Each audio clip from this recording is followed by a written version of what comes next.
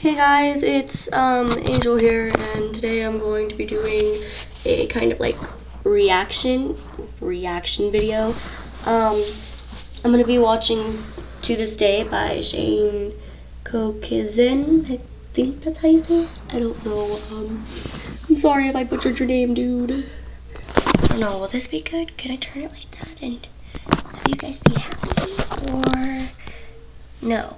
So, if you guys hear me sniffling, I'm just like getting over a runny nose right now. I'm so sorry. And I'm sorry I haven't posted in a while. I mean, I know I've gone like 2 or 4 months without posting before, but I don't know. I'm kind of trying to get in the habit of posting more often for you guys. So, let's try to get this started. When I was a kid, I used to think that pork chops and karate chops were the same thing. I thought they were both pork chops. And because my grandmother thought it was cute, and because they were my favorite, she let me keep doing it. Not really a big deal. One day, before I realized fat kids are not designed to climb trees, I fell out of a tree and bruised the right side of my body. I didn't want to tell my grandmother about it because I was scared I'd get in trouble for playing somewhere I shouldn't have been. A few days later, the gym teacher noticed the bruise and I got sent to the principal's office. From there, I was sent to another small room with a really nice lady who asked me all kinds of questions about my life at home. I saw no reason to lie. As far as I was concerned, life was pretty good. I told her whenever I'm sad, my grandmother gives me karate chops. This led to a full-scale investigation, and I was removed from the house for 3 days. Until they finally decided to ask how I got the bruises. News of this silly little story quickly spread through the school and I earned my first nickname, Pork Chop. To this day, I hate pork chops. I'm not the only kid who grew up this way. Surrounded by people who used to say that rhyme about sticks and stones. As if broken bones hurt more than the names we got called, and we got called them all. So we grew up believing no one would ever fall in love with us. That we'd be lonely forever. That we'd never meet someone to make us feel like the sun was something they built for us in their tool shed. So broken heartstrings bled the blues as we tried to empty ourselves so we would feel nothing. Don't tell me that hurts less than a broken bone. That an ingrown life is something surgeons can cut away, but there's no way for it to metastasize. It does. She was 8 years old. Our first day of grade 3 when she got called ugly. We both got moved to the back of class so we would stop getting bombarded by spitballs. But the school halls were a battleground where we found ourselves outnumbered day after wretched day. We used to stay inside for recess because outside was worse. Outside, we'd have to rehearse running away or learn to stay still like statues, giving no clues that we were there in grade 5. They tipped a sign to the front of her desk that read, "Beware of dog." I just want to say I'm sorry for moving this. I'm just trying to find like a good place to put this. Oh. To this day, despite a loving husband, she doesn't think she's beautiful because of a birthmark that takes up a little less than half her face. Kids used to say she looks like a wrong answer that someone tried to erase but couldn't quite get the job done. And they'll never understand that she's raising 2 kids whose definition of beauty begins with the word mom. Because they see her heart before they see her skin. Because she's only ever always been amazing. He was a broken branch grafted onto a different family tree. Adopted. Not because his parents opted for a different destiny. He was 3 when it became a mixed drink of 1 part left alone and 2 parts tragedy. Started therapy in 8th grade. Had a personality made up of tests and pills. Lived like the uphills were mountains and the downhills were cliffs. 4/5 suicidal, a tidal wave of antidepressants, and an adolescence being called pauper. 1 part because of the pills. 99 parts because of the cruelty. Tried to kill himself in grade 10 when a kid who could still go home to mom and dad had the audacity to tell him, "Get over it." As if depression is something that can be remedied by any of the contents found in a first aid kit. To this day, he's a stick of TNT lit from both ends. tale, the way the sky bends in the moment before it's about to fall. And despite an army of friends who all call him an inspiration, he remains a conversation piece between people who can't understand. Sometimes being drug-free has less to do with addiction and more to do with sanity.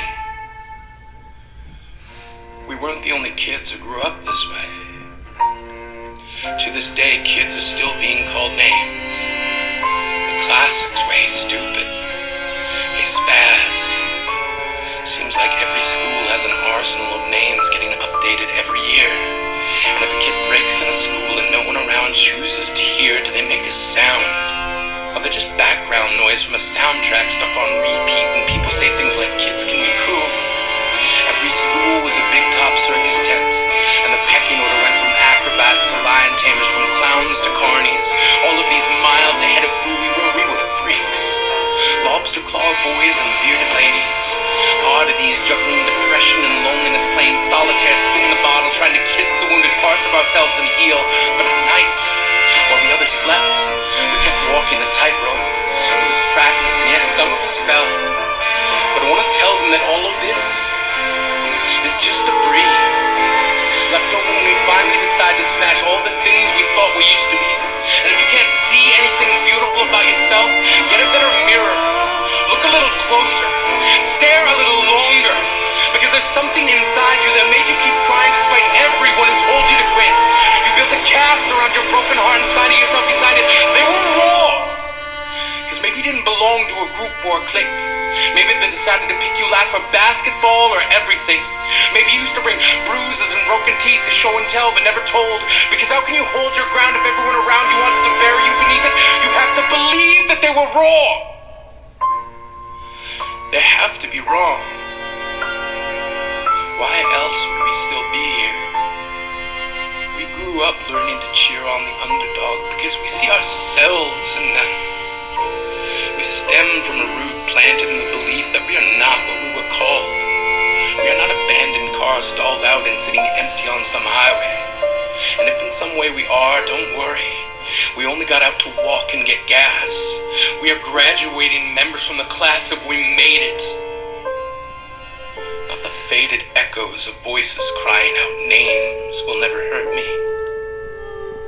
Of course, they did. But our lives will only ever always continue to be a balancing act that has less to do with pain and more to do with beauty.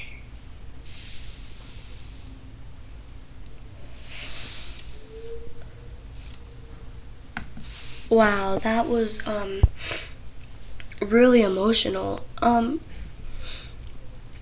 have a friend, and I'm not going to be revealing her name because she does not feel comfortable with this yet, but when she was in elementary, she was bullied really badly too because she had blonde hair and blue eyes, blah. And he's right. The stupid saying about sticks and stones is wrong. People, I know it's hard, but you just gotta keep believing in yourself and keep trudging on. Things will get better, no matter what.